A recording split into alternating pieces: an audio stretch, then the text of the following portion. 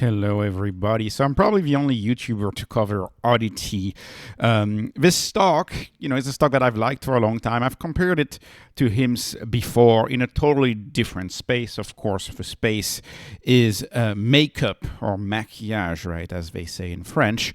Odd is a stock that I don't understand. The stock is down like minus 22% right now, and I don't get it because not only did they beat on the top line, they beat on the bottom line, but they also raised their guidance for a full year for the third quarter in a row. This is the third quarter in a row that they raised their guidance for a full year. So beat, and yet the stock is down actually 22%. So let's get into it. Let's talk about this stock. So really briefly, covered it many times on the channel. They have Il Maquillage. So Il Maquillage is their main brand. This is a brand of specialized AI-based makeup. So what is it? It's a foundation.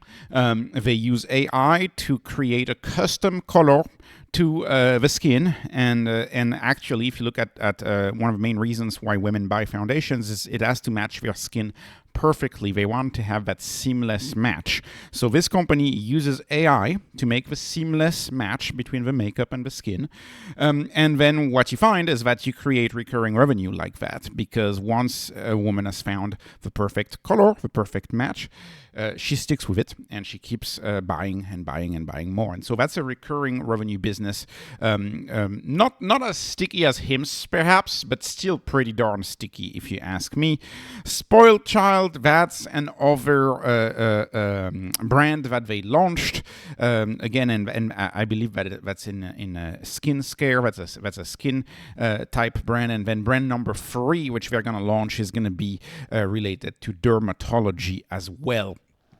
Don't quote me on that. I have to go back into the call. I haven't listened to the call actually just yet. But Spoiled Child is a big brand now. They're on their track to be a $1 billion brand per year. And Il Maquillage is their biggest brand. And the bunch of the those two brands grow very fast. In fact, they are predicting between 23 and 24% growth in this year, in 2025. Analysts have it a little higher.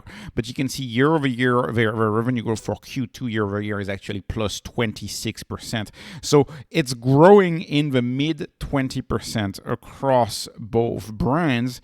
But, and this is special, it's doing so profitably, and the profitability is very high. I'll get to the profitability in a second.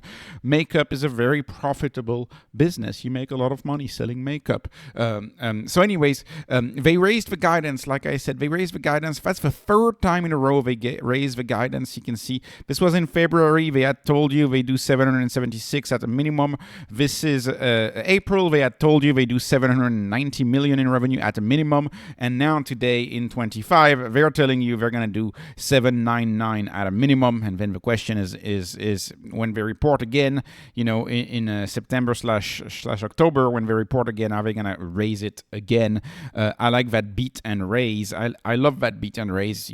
My HIMS videos yesterday, I was disappointed that they didn't up the guidance again, right? So that was disappointing.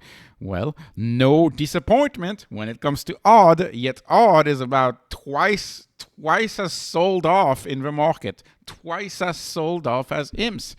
And of course, it's an entirely different business, entirely different industry, but I consider both stocks to be very, very cheap.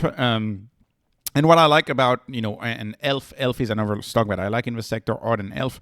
What I like about this type of stock, mostly direct to consumer, DTC business, high margin business, recurring customer business, disrupting old legacy players with hundreds of thousands of employees that are extremely bloated, like L'Oreal, like Estee Lauder. This sector has a lot to like, and uncorrelation. It's uncorrelated to a lot of stuff. I own a lot of Bitcoin proxies. If I add another attractive Bitcoin company or Bitcoin proxy, well, guess what? If Bitcoin goes down, the whole portfolio goes down, right? So I like plays that are not really going to be correlated. This is not correlated to the health sector. It's something different, right? Health stocks are down today because of tariff fears. They're all down. Why are they all down? Because they're all correlated to each other. This is beauty. This is not correlated to anything I own. So I like that for a portfolio. It makes for a more stable portfolio. Let's talk about the stock. Down 22%, down 24% the past month. This stock spent most of the year trading in the 70s. It was trading in the 70s most of the year. Now we're back to the mid-50s. This is a stock that I started getting interested when it was trading in the high 30s, low 40s. You'll find most of my videos on this stock on the channel.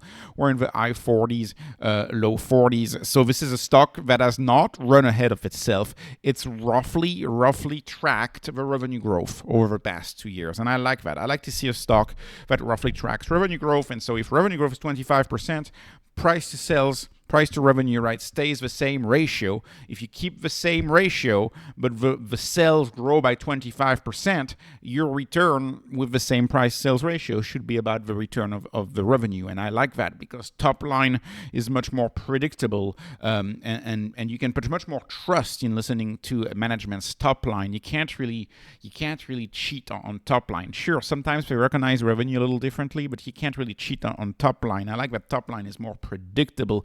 So anyways, like I said, they've been growing consistently for the past 5 years. If you look at the growth for the past 5 years, we've had consistent growth, in the high 20%, and often in the 30% growth actually. So the growth has been stellar. This is a stock, by the way, that has a buyback program, which they started implementing. You can see I don't have the new print for this quarter, although it should be up a little bit because they did not buy back shares yet in this quarter. And that was right. You didn't want to buy back shares when you were trading in the $70 range. But the quarter prior to that, they bought back shares, and it shows this is as of Q1, and you can see they reduced their number of shares outstanding. This is a company that I think is going to keep reducing its number of shares outstanding. Look at what they said on the call. They have $103 million remaining in their share buyback program on the call. So my guess is that after a 22% drop, as management, you're probably very compelled to start buying back some stock. And lastly, as I look at the valuation, ELF is praised as the cheapest stock in the sector. Lots of YouTubers love ELF, and I like ELF as well. I think ELF is great.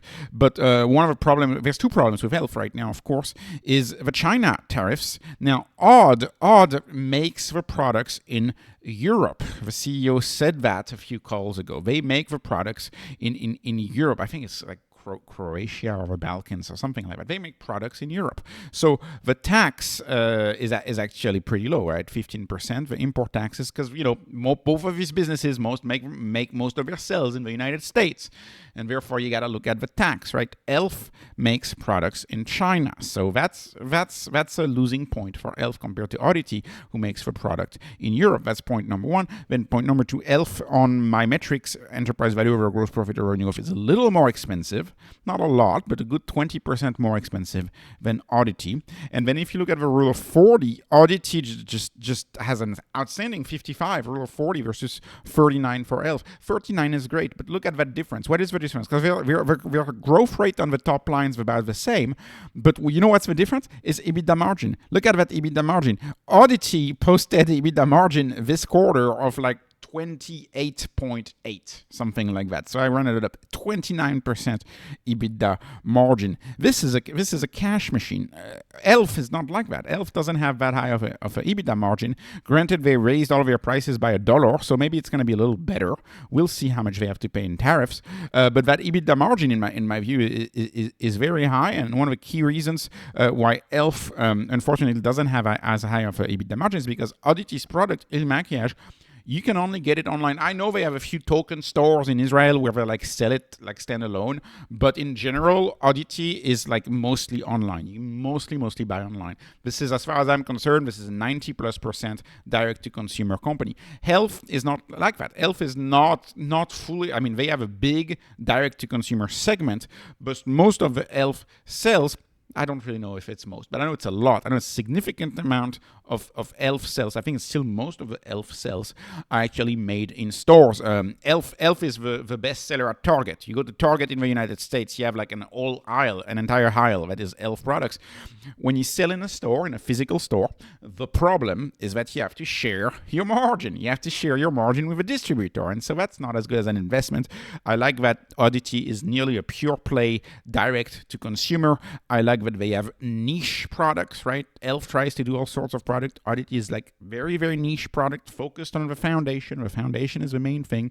And I like that Oddity has 2 more products incoming. One of them in the dermatology space that is going to be coming up in the second half of this year. And so, medicated. They said there would be prescriptions. So they may be, brewing a business a la Hims, but beauty, targeting some sort of beauty or skincare. So we don't really know. I don't really know what that next brand is going to be. But I know they've been successful with Spoiled Child. I know they've been very successful with Il Maquillage. And you can see, as far as size goes, yeah, they're about 2 times smaller than Elf, but still the valuation. I find this stock compelling, especially after such a big drop.